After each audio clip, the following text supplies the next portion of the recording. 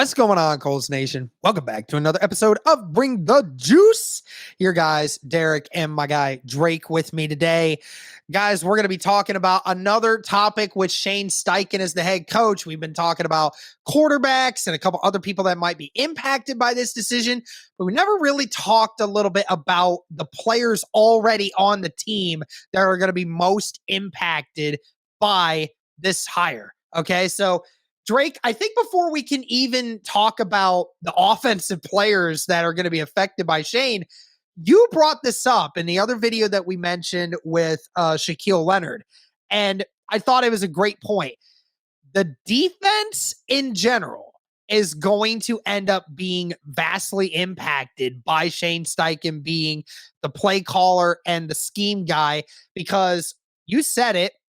The defense was on the field so much for Indianapolis this last year. They were on about basically 70% of the time, which is way too much if you're wanting to be a winning football team.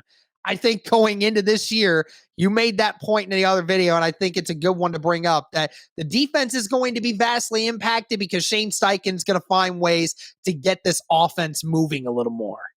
Well, in the running game, I mean, the running game is going to be reignited, and you're going to be able to score points. And even if you score points quickly, the defense that changes their entire game plan. They can play a little more conservative potentially. Maybe the line can pin their ears back and get after the quarterback. It's just we saw so much letdown in the second half of games. I think Ballard even said it, is that when it got tough, we didn't perform, and that's just because everyone's will was broken by the fourth quarter. So I think that with Steichen right out of the gate, yeah, offensive players, and we'll get to that, will benefit, but that defense, they're not going to be gassed, in the second half of games where they're letting up historic comebacks to teams like Kirk Cousins on the Vikings and the Cowboys and stuff like that. So good for the defense, and that Steichen's here. He's going to understand time of possession, and he's going to know that you can't let your defense sit out there for 3/4 of the game. Yeah, absolutely. We're going to see a lot more first downs.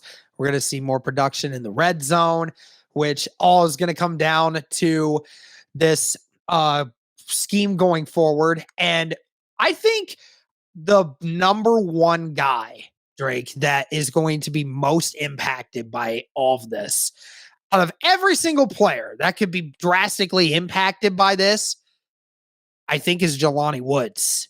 I think we saw this last year what that Philly offense was able to do with Dallas Goedert. Goddard was a great player before, but then this year you saw him take a much more dramatic role in that Philly offense, making plays, getting open, making great catches. I think what we saw from Jelani Woods last year, nothing short of magical when that kid touched the ball. Just the ultimate problem was half the time he just disappear. And that is a lot of the scheming and how the quarterback finds that player.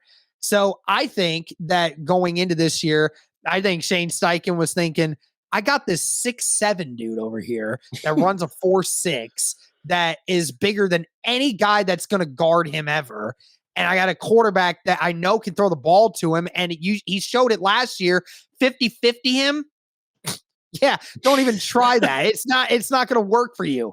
I mean, literally Jelani Woods' first catch in some kind of action was a 50-50 ball where he literally stole it from the guy corner's hands and threw him on the ground. I mean, that is the kind of player Jelani Woods can be.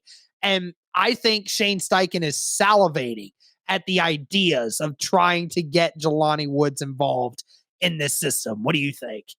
I could not agree more. In fact, I think it was Zach Hicks that had three players that are going to benefit the most from Shane Steichen, and that was one of them, is Jelani Woods. And absolutely, you're talking about a guy who's got all of he's 6'7". He's a basketball player, like sized guy, but he has absolutely deceptive speed. I mean, you don't think that he's going to move quickly, and then he's out in the open field, and you're like, holy crap, what am I supposed to do with this guy? And not only that, if you could get his route running on point, he's the kind of dude that has the athletic ability to be an absolute red zone monster. Okay. I'm talking in an efficient offense or even a halfway efficient offense. This is a guy who could have bare minimum 55, 60 catches and 10 plus touchdown catches. You saw what he could do with Goddard. You saw what Steichen could do with Goddard. I also throw in Andrew Ogletree.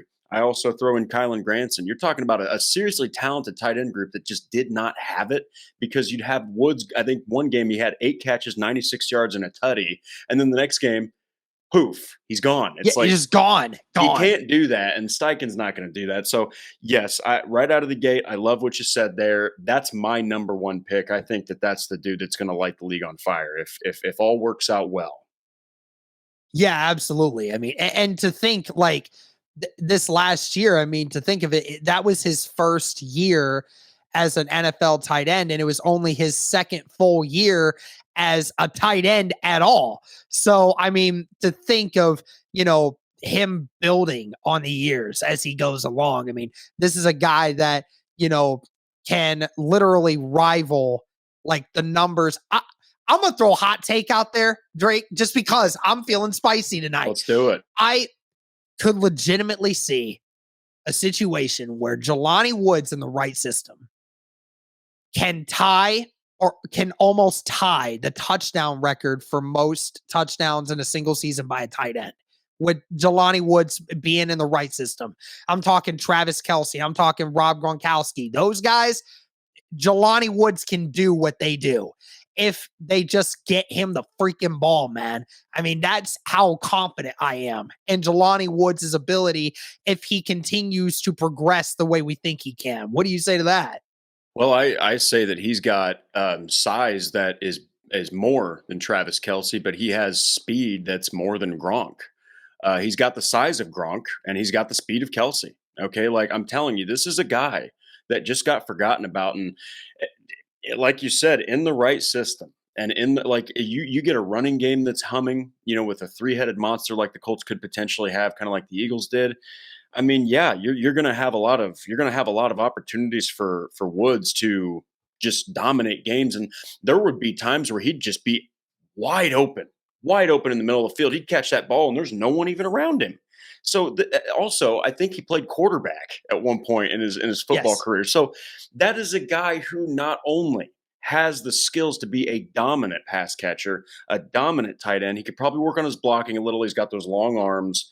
So as long as he can get the blocking, maybe a little bit more on point, this is a guy who could be arguably a top five, one of the most complete tight ends in the NFL. They just got to get him the ball, get him some snaps, and get him a running game so that play action and all that can work out better. And one last thing, a quarterback's best friend, especially a rookie, is a tight end that's close to the line of scrimmage. You can get that ball out quickly, problem solved. So I think that Steichen's going to know exactly what to do. He's going to see him in training camp and go, oh my goodness, got to get him in on 85% of the snaps. Oh yeah, and the funny thing is I think our buddy Landon actually did a film session on this and saying what Awesome. Steichen can do with the tight ends, and the amount of uh, delayed tight end screens that Steichen comes up with. Oh my God. Like Oh yeah, he ran him with that Goddard would all be the time. a dream come true. If you can get Jelani Woods in the open field trying to do that, that would be great. And then when it comes to the wide receiver group, let's just say of all these guys, Michael Pittman, Alec Pierce, Paris Campbell, those are the three that we assume is going to be on the roster come this year. Which of these guys do you think works best or finds a better way to get involved with a Shane Steichen system? Well, I, with, I think that Pittman has established himself that he can be the go up and grab it guy. He can be the volume receiver guy. He can be the route runner guy. I think he needs to work on drops every now and again. But Campbell's more of the speedster, whether it's underneath or over the top. Alec Pierce, though. Alec Pierce is a downfield 50-50 guy. He's a big play type of guy, and with a very tumultuous quarterback situation that never seemed to stop moving. Whether it was Foles, whether it was Ellinger, whether it was Ryan, Pierce would go up and make big plays. All right. So I think that he is going to destroy secondaries. I mean, imagine this: you've got a 6'1" corner, and you have to deal with Alec Pierce all day. Oh my gosh, man, that's going to be terrible because he's been able to. I mean, Steichen's been able to maximize multiple wide receiver cores throughout his career and really get them to play at the height of their strengths, which he will adjust a game plan to the strengths of the teams that he's coaching. And so I think Alec Pierce, man, in a vertical attack with a forward thinker like Steichen, again, he's salivating not just at Woods. I think he's also like, what in the heck can this kid do from Cincinnati?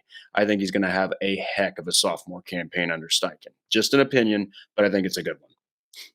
Yeah, I mean, he was in the same boat as Jelani Woods a bunch of times. You know, the scheme Yep. didn't really fit. He was not thrown to for several weeks. Yeah. And, you know, some of the times that he was, I mean, some of the throws he was given were not great. I mean, I remember the Denver game when he had, what, 8 catches. It felt like only 2 of those were even like remotely catchable. So, you Yeah. know, like, Still got I him. mean, there's Still went and got him. so many times that, like, you know, Alec Pierce just wasn't able to get any rhythm because, again, he's got a lot to work on. And clearly, like, another year with Steichen and then, you know, Reggie Wayne in there, you know, it'll be interesting to see how he develops. But I mean, you saw moments of greatness from Alec Pierce this last year, even with his difficulties that he was having. I mean, you remember the Jacksonville game. You remember the first one, the second one actually. He talked about the Denver game where, you know, that last drive for the Colts to win the game, it was practically all the offense was Alec Pierce. You talk about the Dallas game, even though we lost that one in the blowout, the first 20 minutes, it was the Alec Pierce show. I mean, Yeah. Alec Pierce was putting on a clinic, 2 touchdowns in the first 20 minutes of that game. So, I mean, you know, keep going to him.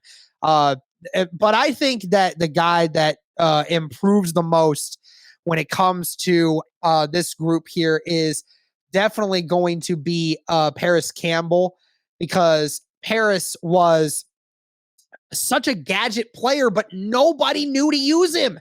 No one knew how to use Paris Campbell's abilities. They only ever did it once a game, and he would get you 25, 30 yards on that one play, and then they just stop using him. It's ridiculous. It's sad how little they would use a gadget player when I kept talking about it. I think that Frank Reich and the company afterwards just after that first year with Naheem Hines, when he was with Phillip Rivers, I thought Naheem Hines was going to be the gadget guy. He looked like the guy that could do everything. But then afterwards, they just didn't use him. And then Paris Campbell comes along. He's finally healthy. They don't use him. They don't throw him the ball down the field. They don't do a lot more of the sweeps. They don't do a lot more of the drags and under routes that get him open and in the open field. You know, that kind of stuff. I think Shane Steichen can develop things like that. And when it comes to Michael Pittman, I totally believe Michael Pittman's going to have a rebound this year. I think that they're going to have a quarterback that's going to know to get him the football. You can do a lot of different things with Michael Pittman. And I think Shane Steichen's also going to be very aggressive with Michael Pittman, which is what you need to do, and stop being so conservative with him. He is a guy that can go up and get it. When we talk about another player, though, what about somebody like a Jonathan Taylor? We obviously know from 2021, Jonathan Taylor was the best running back in the NFL by a long shot that year. Uh, I don't know how Shane Steichen's offense will benefit from the run game. I don't know how Jonathan Taylor is going to work out with Shane Steichen. What do you feel about Jonathan Taylor? We know that at his peak, he is one of the best running backs in the NFL. So it's not, I don't know how much more there is to gain by Shane Steichen, but what do you think? I think you know, that's an interesting question. My best answer would be this: imagine Miles Sanders for the Eagles is Jonathan Taylor instead. Okay, that's it. Game over. Okay, you're talking about Shane Steichen, and this is no offense to Eagles fans or Miles Sanders. Miles Sanders is an above average running back. All right, he was okay. He was pretty good, and then once Hurts was finally on point and Steichen was really humming with that offense, uh, you saw Sanders putting up 1,300 rushing yards and seemed to score a touchdown every single game. And it's because he knew how to use Kenneth Gainwell. He knew how to also use Boston Scott and didn't just give Miles Sanders, hey, let's put the whole offense on your shoulders, because that's what happened with Taylor in 2021. And I think that's probably attributing a little bit to that ankle sprain that he was dealing with. I personally think that he's going to absolutely ball out, because Steichen's going to know how to use a running back committee to its full potential. Guys like Jackson, if he does stay in the mix, and guys like Moss. I mean, Zach Moss is a dog. All right, he's an absolute animal. So I think that Shane Steichen's going to maximize Jonathan Taylor's efficiency. I think you're going to see a bounce back from him for sure, and it's going to be because he's not going to have to touch the ball 30 times a game. And it's going to be a different flavor each time, that they bring out a different committee out there. You could use Taylor in so many ways. So I personally think he's going to benefit massively, and he's going to have a nice bounce back here for sure. I certainly hope so, man. I mean, I've been thinking about it with Shane Steichen. I mean, listen, in all of Shane Steichen's years of being a coach, I don't think he's ever touched a running back as good as Jonathan Taylor. I don't think from a athletic standpoint, I don't think that he's seen a physical specimen like this. And that's not biased either. No, it's not. True. It's true. It's the truth. The Chargers never had one of those, and the Eagles certainly never did. I mean, and you're right. Like, we saw what Miles Sanders was doing at the end of the year with that run game and the whole unit in general. Like, the Eagles were running the football like nobody's business. Now, granted, their offensive line was unbelievably good. Pancaking dudes. And I mean, they were so dominant. It was unbelievably bad. It was like if you had a 90 plus overall offensive lineman at every single one in Madden, and you're going up against default guys. Like, I mean, it's just pancaking guys everyone. Going like that. Yeah. So it's like, and I think a lot of people want to talk about how the fact that the Indianapolis Colts O-line was so trash last year. But I mean, when you look at it from the last 4 games of the year, I mean, Zach Moss was averaging 5 yards a carry. I mean, that O-line was starting to pick it up. And I think now you're going to have a new O-line coach coming in. You're going to have a whole new understanding of where it is. These guys have a reason to play well now. I mean, their jobs are on the line here if they don't pick it up now. So I think they're going to get it figured out. The scheme is going to get better, and they're going to have a healthier Jonathan Taylor this time, and they're not going to go too run heavy, which I think is going to help.